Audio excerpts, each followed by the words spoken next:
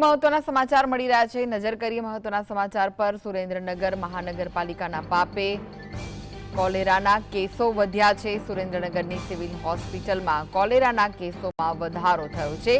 ડેમમાંથી સીધું પાણી લોકોના ઘર સુધી પહોંચાડી રહી છે પાલિકાના તમામ ફિલ્ટર પ્લાન્ટ બંધ હાલતમાં છે.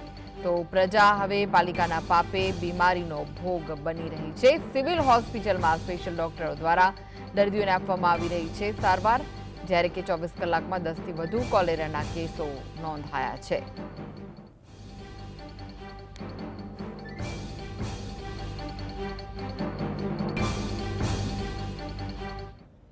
તો વધુ વિગતો માટે જોડાઈ ગયા છે સંવાદદાતા ફઝલ. સુરેન્દ્રનગરમાં કોલેરાના કેસોમાં વધારો થયો છે, શું વિગતો મળી રહી છે?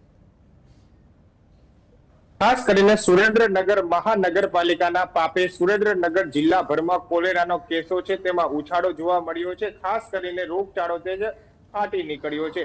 સુરેન્દ્રનગર મહાનગરપાલિકાના જે ફિલ્ટર પ્લાન્ટો છે તે બંધ હાલતમાં છે, એટલે ધોળીધજા ડેમમાંથી સીધું નળમાં પાણી વિતરણ કરવામાં આવી રહ્યું છે, જેને લઈને રોગચાળો ફાટી નીકળવા પામ્યો છે.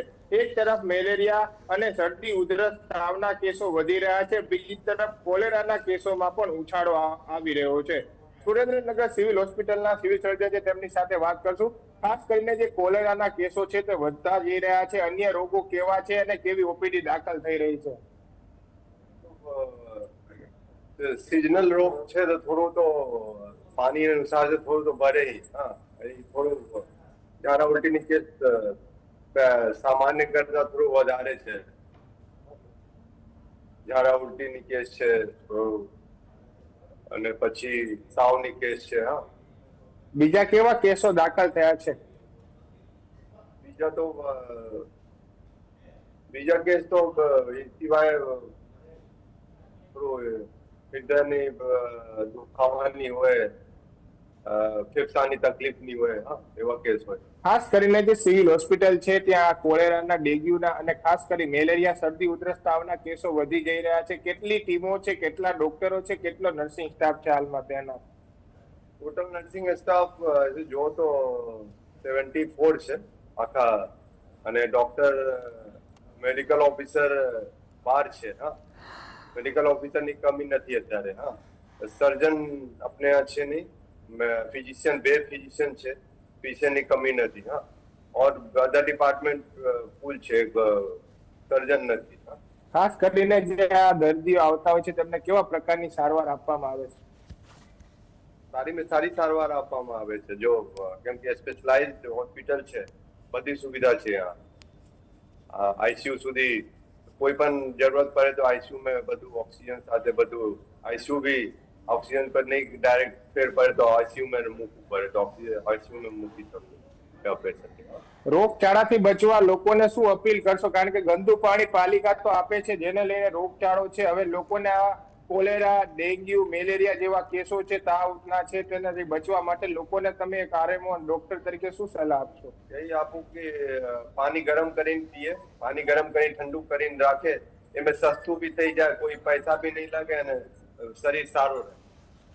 ખાસ કરીને જે સુરેન્દ્રનગર શહેરી વિસ્તારોમાં જે મહાનગરપાલિકાના 7 જેટલા ફિલ્ટર પ્લાન્ટો આવેલા છે તે બંધ હાલતમાં છે, જેને લઈને જે નળ કનેક્શન છે તેમાં સીધું પાણી વિતરણ કરવામાં આવી રહ્યું છે. સુરેન્દ્રનગર શહેરનો રતનપર વિસ્તાર, જોરાવનગર વિસ્તાર, વઢવાણ તેમજ સુરેન્દ્રનગર શહેરી વિસ્તારની 3.5 લાખની જનતાને પાલિકા છે તે સીધું પાણી વિતરણ કરી રહી છે. ફિલ્ટર વગરનું પાણી આપતા હાલ રોગચાળો છે તે વકરી જવા પામ્યો છે.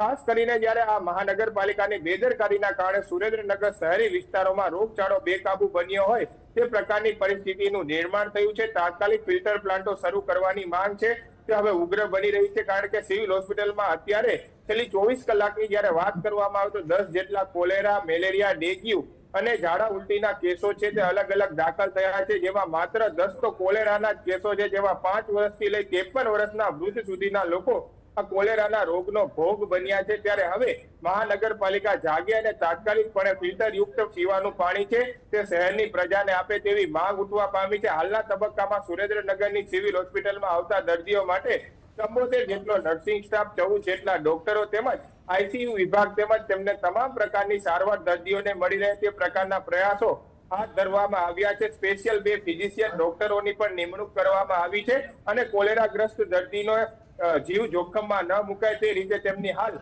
સારવાર શરૂ કરવામાં આવી છે. પરંતુ છેલ્લી 24 કલાકમાં 10 થી વધુ કોલેરાના કેસો દાખલ થતા હાલમાં મહાનગરપાલિકાની કામગીરી સામે પણ કેટલાક સવાલ ઉભા થાય છે.